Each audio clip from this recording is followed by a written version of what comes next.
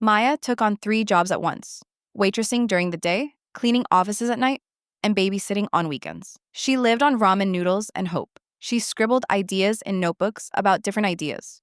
Whenever she had a free moment, her ideas grew wild. She thought about creating an app to help kids in foster care connect with mentors. She dreamed of starting a clothing line, where part of the profit went back into shelters. Most people never paid her any attention. And if they did, they would say, "You're a nobody." And "You don't even know how life works." And it was true.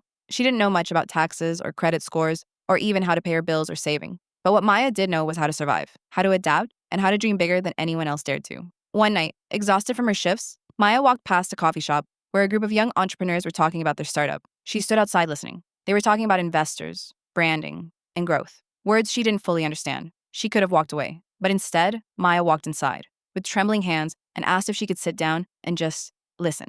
At first, they laughed at her awkwardness, but one of them saw the fire in her eyes and let her sit and listen. That night, Maya learned more than she had in all her years of school. The months that followed were a blur. Maya taught herself everything: marketing, business, finance, through free courses at the library and online videos at night. She made mistakes, plenty of them. She lost money. She failed. She cried on her room floor more times than she could count. But failure never broke her. It only carved her into a sharper young lady. By the age of 21, Maya launched her first business, a small online shop selling secondhand clothes with custom designs. She promoted it on social media, telling her story. Not the polished version, but the raw truth of being a foster kid trying to build something from nothing. People connected with her honesty. Orders started coming in. One order became 10. 10 became 100. And within a year, her business exploded. By 30, Maya was a billionaire. By 25, Maya was running multiple companies. She created mentorship programs for foster youth. She invested in startups companies for women who had been counted out. She bought buildings, turned them into safe housing for kids aging out of the system, and said,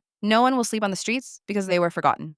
But she never forgot who she was: the little girl with the holes in her shoes, the teenager wanting so much more for herself, and the young woman crying over unpaid bills. Maya used her fortune not for fame, but for change. She built schools, shelters, and financial literacy programs, so no foster child would never have to enter adulthood without knowing how to survive in the real world. One day, standing in front of hundreds of young people, Maya shared her story. Her voice trembled, but her words poured out strong. "They told me I would never make it, that foster kids end up broken, lost, forgotten. But I am standing here to tell you, you are not forgotten. You are not broken. You are a diamond. And diamonds are made under pressure and made to shine." The crowd roared with tears and applause. And for the first time in her life, Maya didn't feel like the girl no one wanted. She felt like the woman the world needed.